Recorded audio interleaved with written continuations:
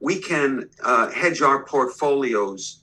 Most new traders will look to the futures market on something like gold as a diversification. If they had all of their money in the stock market, that can be dangerous from the standpoint that you only have one avenue that you're going down. If the stock market corrects by 30-40%, you can lose considerable amount of money. But you also know that if the same reasons that the stock market will go down, gold would go up.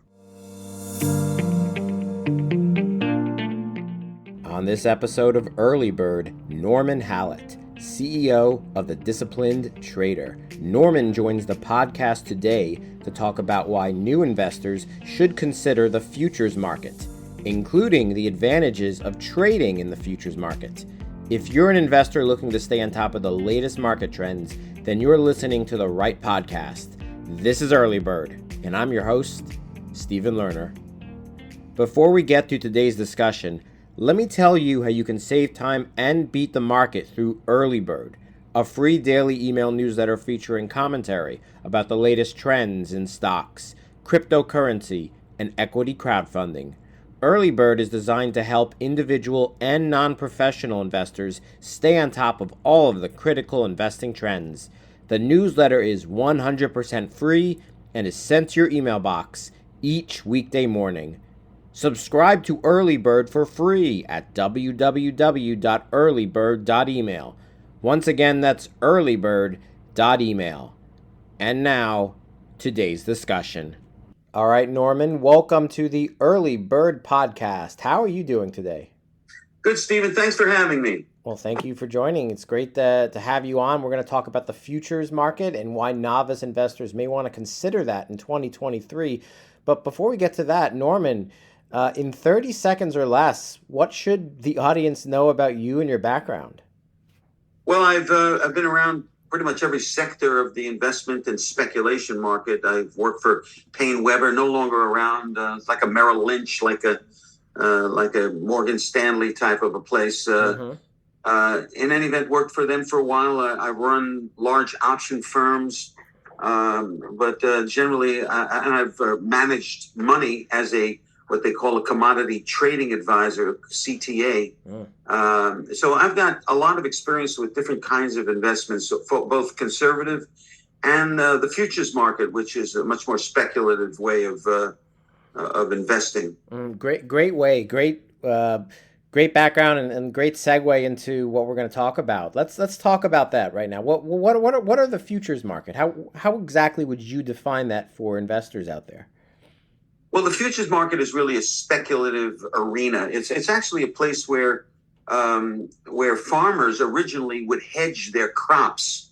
That was the original function of the futures market. You can actually buy and sell quantities of grain, for instance, like corn, for future delivery. This is why it's called futures. And so there are certain delivery months. You can take delivery in December. You can take it in March, and there are futures contracts go out. So whenever you need to plant your corn, you can just kind of time that. You can buy it now because the price is good. You can lock in your price for a future price, and make that contract right now, and make sure that you're paying the right price.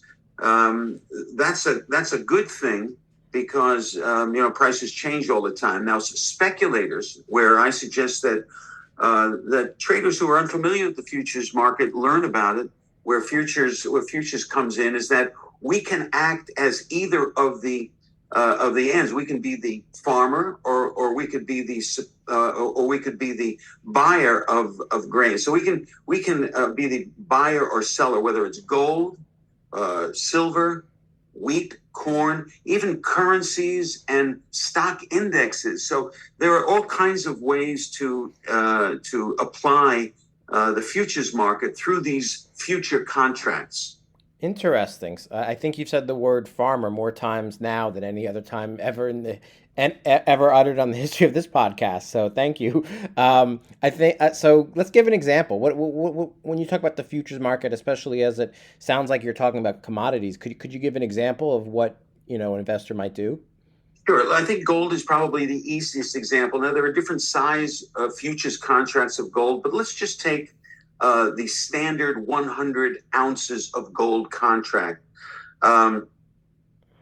So if one were to buy a full contract of, and buy one contract of gold, 100 ounces of gold, and they were to buy it at, say, $1,000 an ounce, and the market moved to $1,001 an ounce, you would be up and sold that contract at $1,001. You would make $1 times the 100 that you were controlling, and therefore you would have a profit of $100.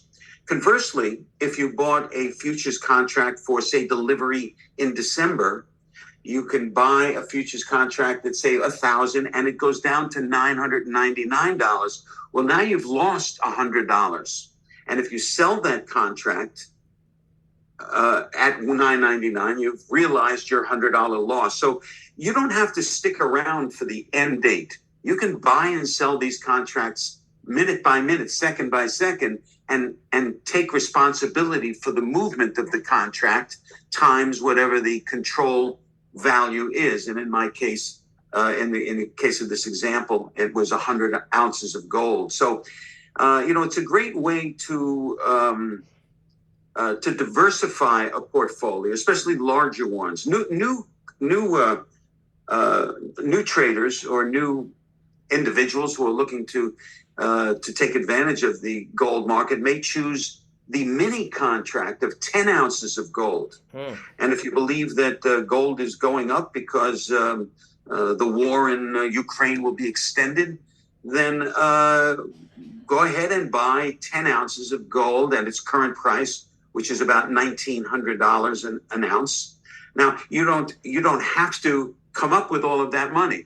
You just need what they call margin money. And that margin money is usually 100 times less than the value of the contract. So very small amount of money of, say, $5,000 can control 10 or even 50 ounces of gold if you wanted to. So there are margin requirements for every different type of commodity and every different size contracts. But the point of it is you're getting a lot of leverage.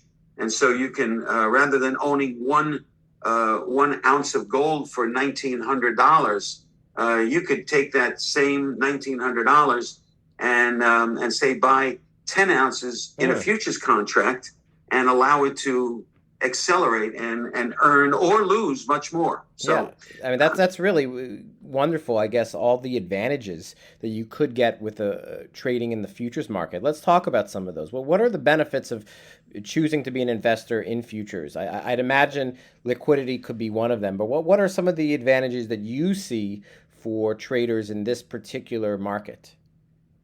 Well, back to that farmer's area, and of course, let's say a farmer looks out on his crop and he sees X amount of bushels of corn, but it's not going to be harvested for another 3 months.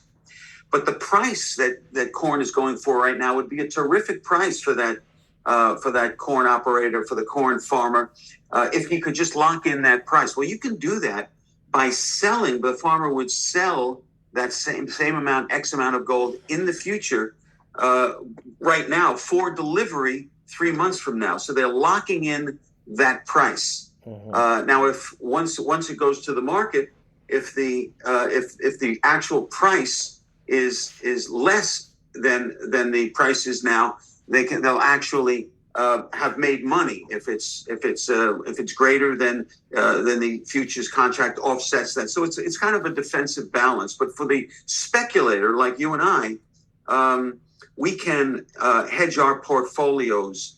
Most new traders will look to the futures market on something like gold as a diversification. If they had all of their money in the stock market, that can be dangerous from the standpoint that you only have one avenue that you're going down. If the stock market corrects by 30 or 40%, you can lose considerable amount of money. But you also know that if the same reasons that the stock market will go down, gold would go up.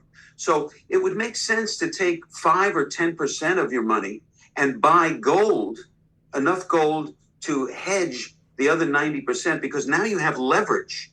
So you can take 10% of your total money and actually be controlling 100% of what you have in the stock market. And this way it's a balance. It can hedge and apply safety. This is one use for the futures market. The other, of course, is straight speculation. Mm-hmm. You think something's going to happen, then you can take advantage of that one way or the other. The idea also in the futures market, Stephen, which is mm-hmm. interesting, is that you can actually sell something before you buy it. I can begin my transaction by selling 10 ounces of gold, mm-hmm. and if the market goes down $10, I can buy it back, and I would make $100. So you can play either side of it from a speculator's standpoint.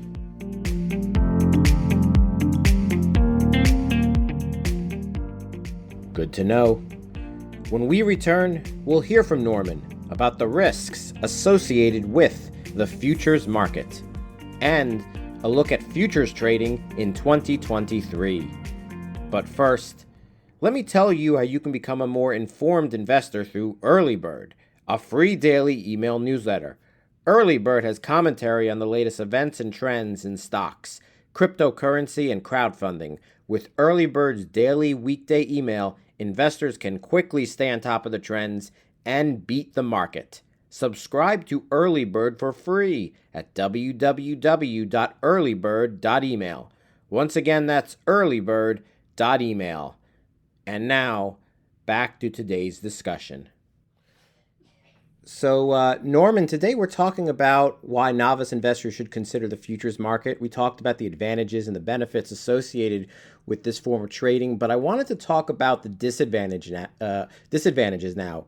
It is an incredibly risky way to trade, especially for new investors. I've never done the futures market. I avoid futures and options personally, although it is a choice for every investor to make. But especially if you're a new investor, it's incredibly risky. What are the disadvantages associated with trading in the futures market? Well, one of the disadvantages is that of the speculators, it's been shown by having accounting firms go into transactional firms, the firms that make these transactions for you, these brokerage houses. How well have their traders been doing in the futures market? And the result is very consistent. 90% of speculators lose money in the futures market, and the real reason is not so much the function and the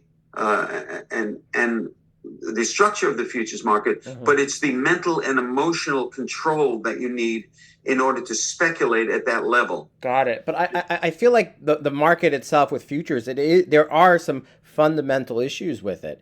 Obviously, as an investor, you can't control what happens in the future. There are price changes beyond your control, and certain leverage positions can make any investor, novice or veteran investor, vulnerable to pretty significant losses.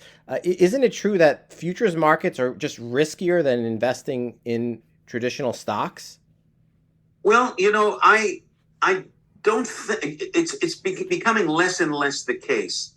Just as in, and part of that reason is because when I started, it was decades ago, all you could buy was 100 ounces of gold, one way or the other. When you can buy smaller contracts that are just as liquid, in other words, you can get in and out just like you can in a very active stock that quickly. There's no getting stuck in it. But and maybe a future conversation we can talk about the use of what they call stops and limits. Now they have those stops and limits in the stock market. But if I were to buy those same 10 ounces of gold at $1,000, that one contract, and I don't want to lose more than $100 of my $1,000 account, I could put a stop in at $990, and if the market goes to that level, it'll get me out immediately at that level. Understood. Now, the one note is that most traders or most individuals that are looking at the futures market that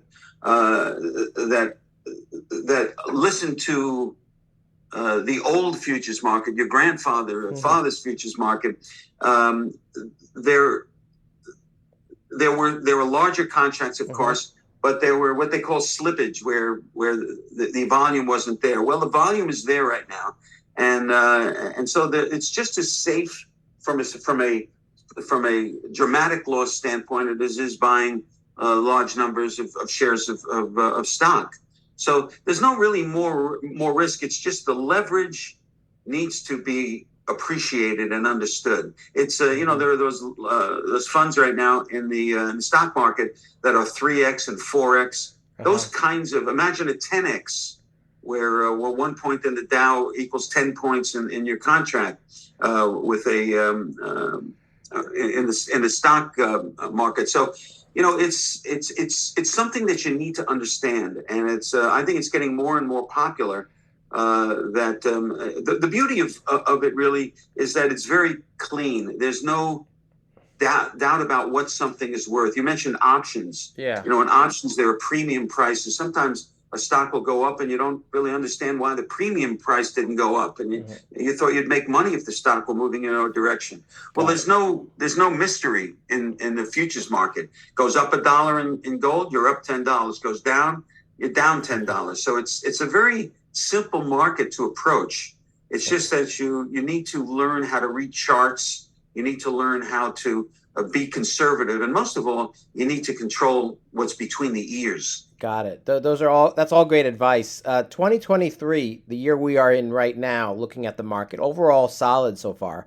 I'm sure you think that 2023 is a good time to get involved in the futures market if you haven't done so already. Why do you like the futures market in 2023? Is there anything in particular about this year, maybe some macro trends that you think fit well with futures trading? Well, I would say one word: inflation. And with the markets we're talking about, commodities like gold and silver have had a good time of it, as well as some of the currencies. When inflation is higher, you see higher interest rates. When that happens, what happens is that you start to shrink the money supply with higher interest rates, and this can squeeze inflation. So your opinion about interest rates can be inversely applied to something, say, like gold. For instance, we're now. If you think of a few weeks back when Russia decided they would not allow the grains to be exported from Ukraine, because Ukraine is a big supplier of grains to a lot of parts of the world. Well, wheat and soybeans had shot up tremendously when that happened. So you can take advantage of a lot of worldly events and your opinions on that, and you can do it in a much smaller, succinct pieces than you could years ago. So yeah, there's risk for sure. Like I said, 90% don't succeed at this, but the 10% that have taken time to figure it out and think big but trade small, these are the people, and train their minds at the same time. Even through meditation. Our company is one of the companies, in fact, we're probably the top company on the planet that offers meditations for futures traders, so that and stock traders, so that we can so that you can control your emotions when you trade, because that's really the biggest problem. As you know, Stephen, most of the most even stock traders buy high and sell low, and you got, because of the emotions around the market. So it's the same in the futures market. I don't believe there's much more risk other than the leverage. So you need to control that leverage, and you can do it by smaller contracts and using stops and limits. So you talked about the 90% who fail. Investors who are interested in the futures market want to be part of what you said, the few that do succeed, that 10% or so. What advice, real quick, would you give to new investors who are brand new to the futures market? How should they get started in a nutshell? Well, there's something crazy now called prop trading, where you actually trade somebody else's money and get 90% of the profit. Maybe we'll have a session on that at one time. But the bottom line is that rather than risk your own money in futures, why not learn how to trade futures and pass the qualification testing, which is not extreme. Look up prop trading. Anybody Google prop trading. There's a couple of firms. One is called Apex. One is called Top Step. Take a look at both.com, Apex Trader Funding and topstep.com. Look those up and check it out, because here's a way that you can pay a small fee, $30, $40 a month, in order to pass their examination and be qualified to trade their money and make 90% of the profit. So now there's a way that you don't even have to risk. And we've become part of the central teachers in how to get that done. So prop trading, I think, is the answer, especially for new young traders and retired traders. Why risk your own money? Well, Norman, thank you so much for coming on the Early Bird podcast today to talk about the futures market, how novice investors could get started with something like that. Really do appreciate you coming on and sharing your insights. But before we wrap up the show, I just have one final question, and it's the most important question for today's discussion. That question for you, Norman, is if you were the captain of a pirate ship, what would be the name of that ship? Arg. Arg? Why Arg? Well, I think that's what most pirates say when things are going well. Arg. So that would be, spelling it may be a challenge, but I'm going to go with Arg.